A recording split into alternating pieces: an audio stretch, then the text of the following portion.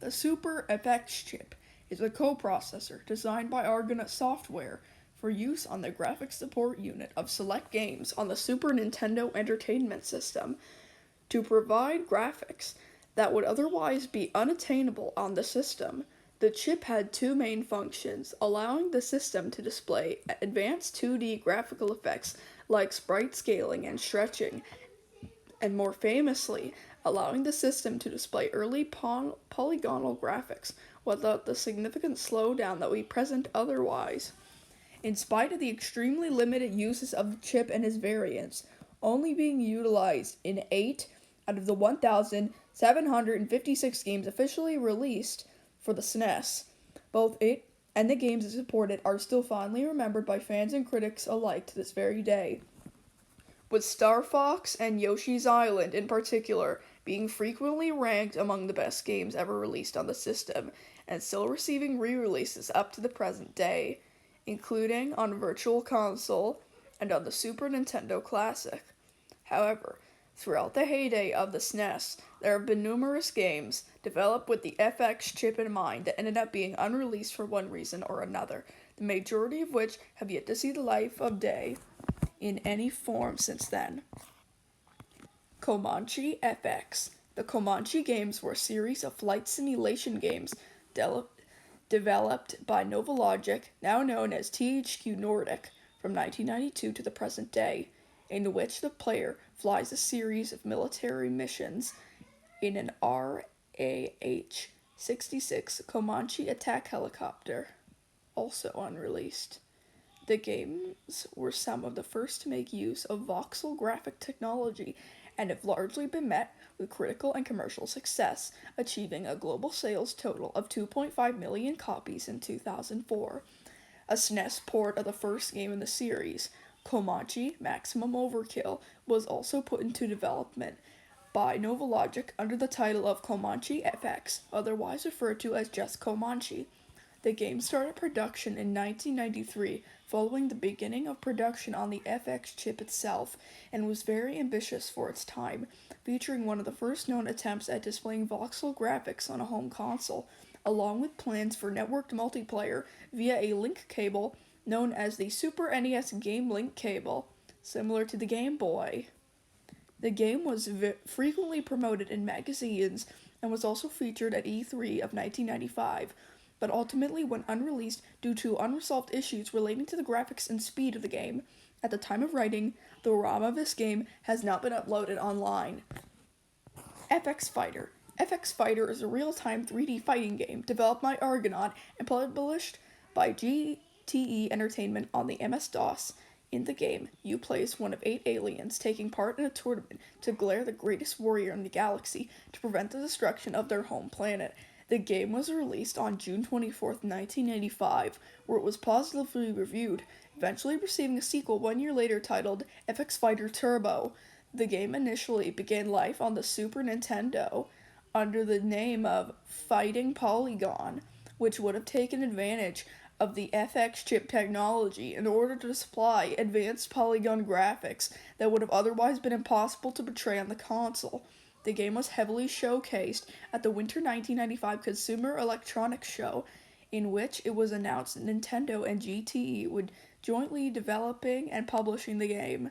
In spite of this agreement, the game was cancelled later that same year due to the forthcoming release of the PlayStation and consoles like that, along with an unwillingness to compete with the SNES port of Killer Instinct, with the game eventually being released on MS-DOS, as mentioned above. The SNES port of the game currently remains unavailable to the public in any capacity. Power Slide FX, or Power Slide, was a racing game developed for the Super Nintendo and 3DO by Mode of Time and intended to be published by Elite Systems. The game was one of 2 SNES racing games being created by the 2 studios simultaneously, the other being the released Dirt Racer, but while Dirt Racer was a fast-paced over-the-top arcade-style game, Power Slide FX was intended to be far more realistic, and it would apparently provide an authentic track-based simulation with intent to implement rigid body dynamics in order to not only replicate the look but also mimic the feel of driving performance vehicles.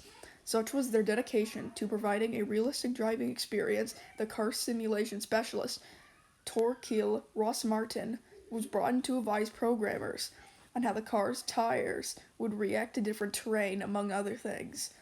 The team developing the game had also made plans to include other ambitious features as well, such as a split-screen multiplayer mode, along with the inclusion of real-world cars in the game. The game was cancelled at an unknown point, when it was at roughly 70% completion. The reason was due to the high cost of cartridge production, making it incredibly difficult to make a return on the cost of software development. Following the cancellation, the game remained unavailable for public consumption for many years, though both versions of it eventually made their way into circulation through one way or another.